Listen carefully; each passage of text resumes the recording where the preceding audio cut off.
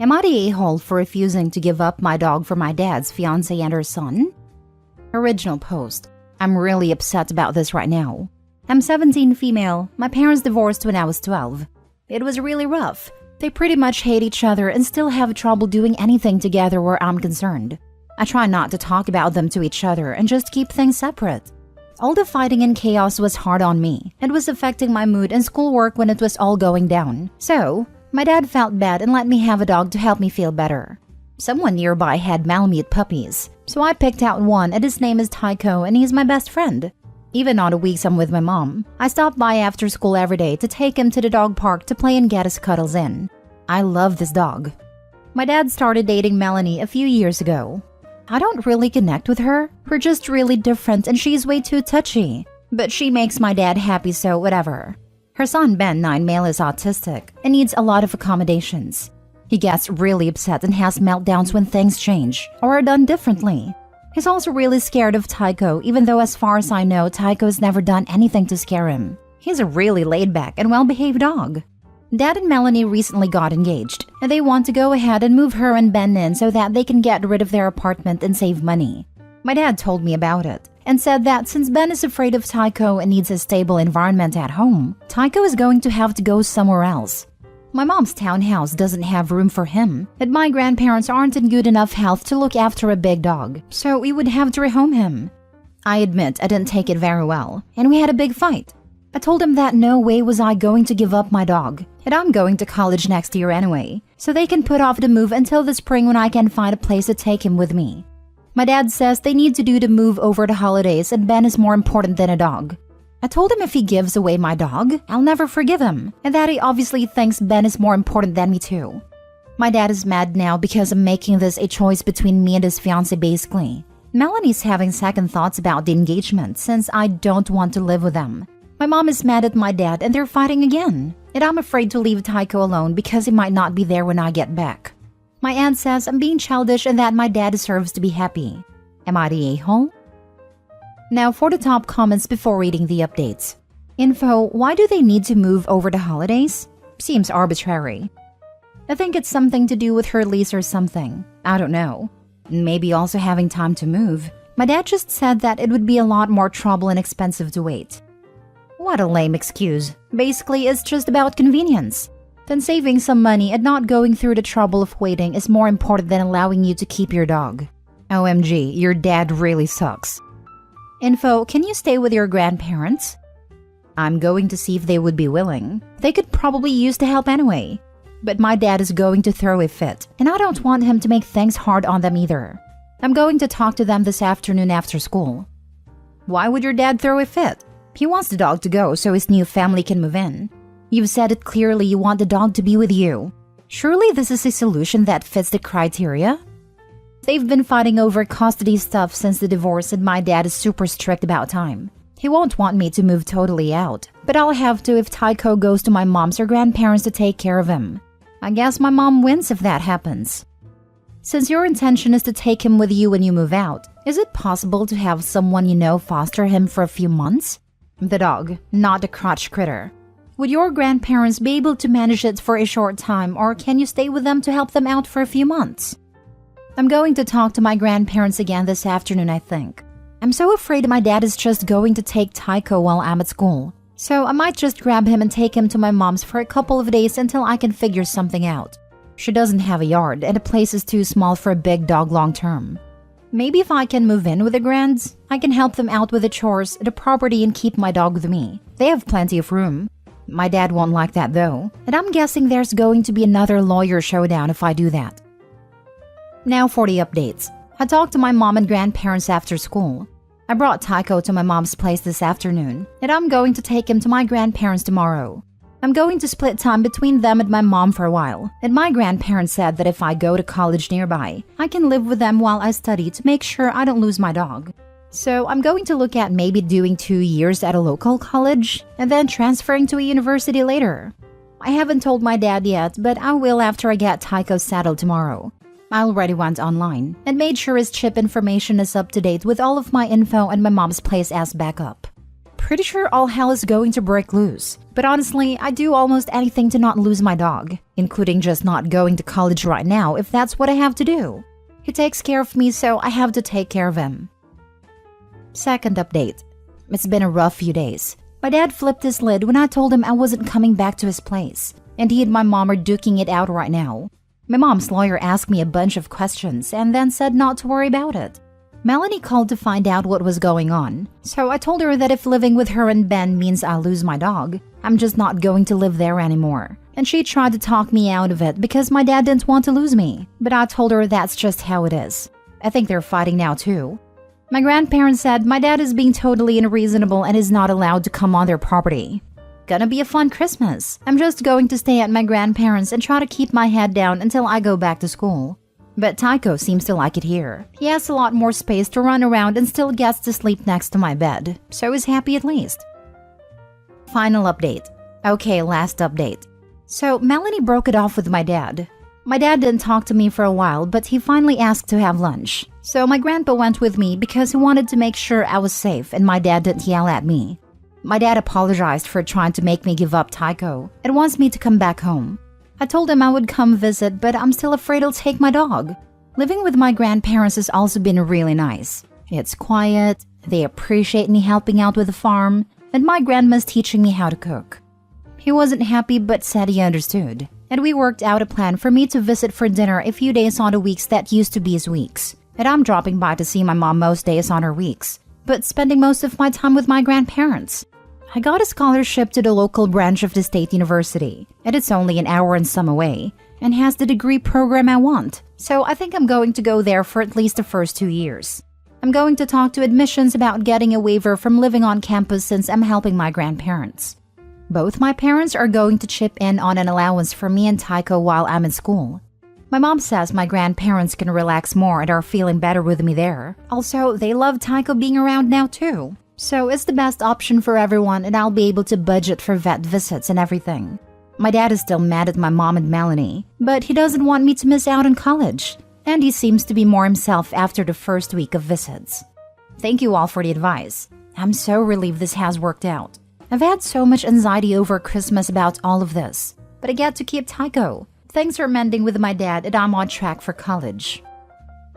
Trying to get rid of your kid's beloved pet for a new love interest is a surefire way to alienate them. He broke his kid's trust. It's really hard to come back from that. You can see it in her post. Even though the fiancé isn't in the picture anymore, she's still scared that her father's going to take away her dog. And there's always going to be this voice in the back of Opie's head asking, if Melanie didn't leave him, would he have still admitted he was wrong? Would he have still tried to make me get rid of the dog?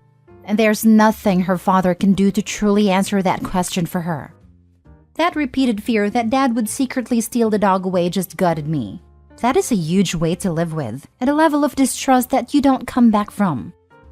My dad apologized for trying to make me give up Tycho and wants me to come back home. I told him I would come visit, but I'm still afraid he'll take my dog. Dad doesn't realize how much trust he has broken with his daughter. To Dad, Tycho is just a dog, but to Opie, Tycho is like a brother. He was there for Opie when her parents weren't. Her father threatened Opie's family. Tycho is part of her family, and all because they couldn't wait just a few months. Apologies don't restore trust. Forgiveness means the conflict is settled, but that doesn't mean you'll be trusted next time. I think her trust was broken long ago.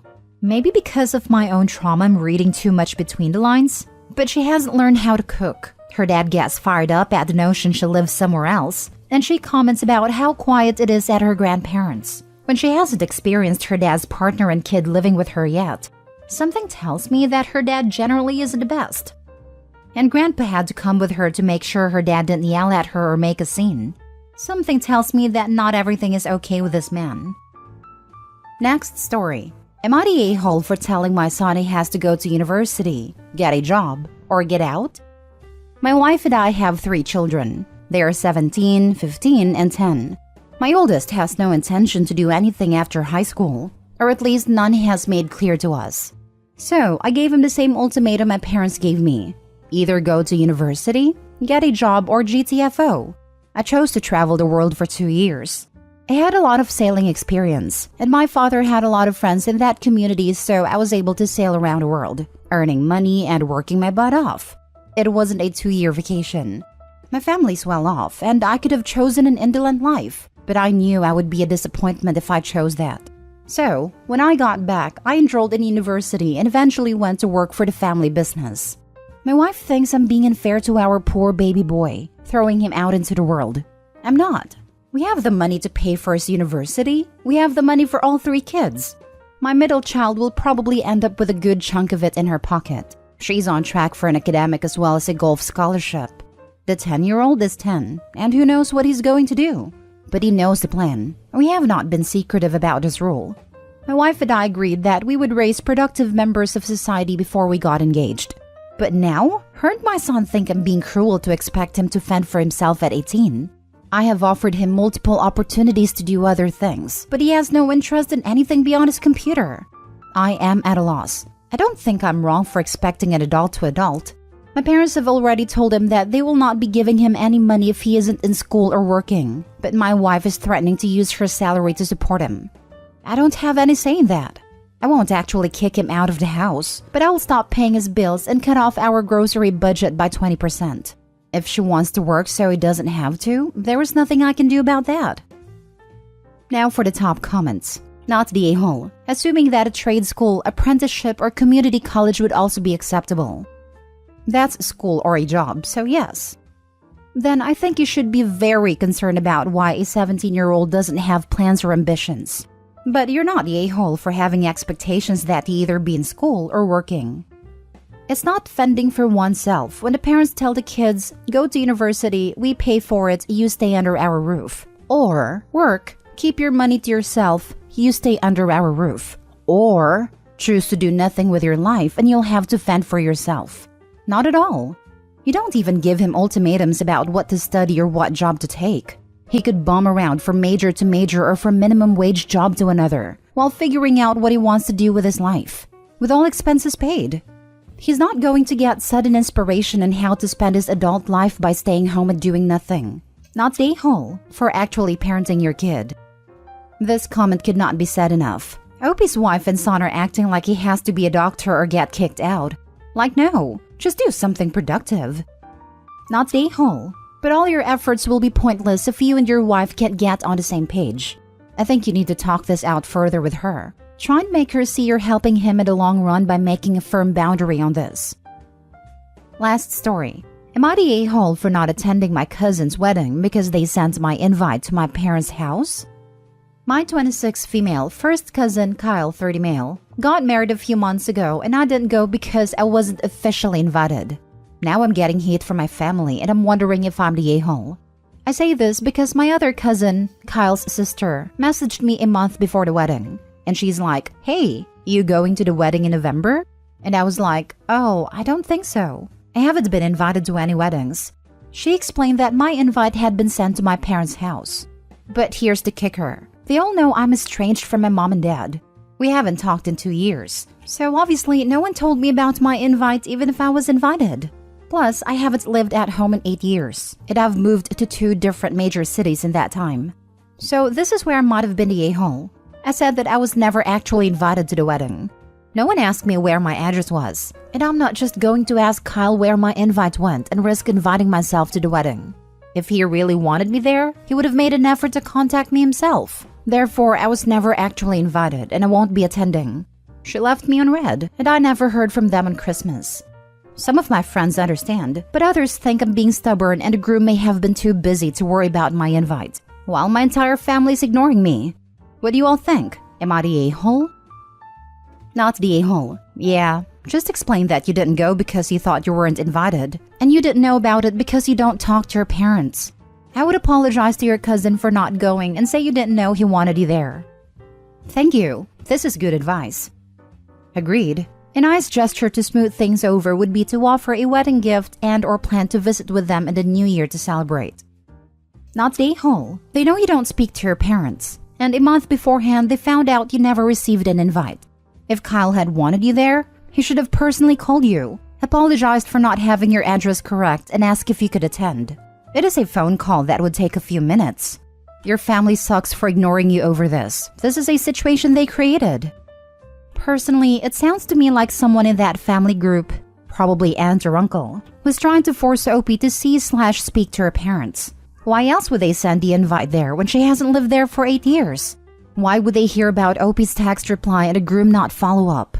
Not stay whole. And now for the update.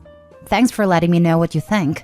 I will reach out to Kyle and wish him well on his marriage. I will just say I wasn't expecting people to be so mean about mine and my parents' estrangement. But I will say that I will never regret stopping the mistreatment as soon as I could. I hope if you're in the same situation, you'll find strength to do the same. Cheers.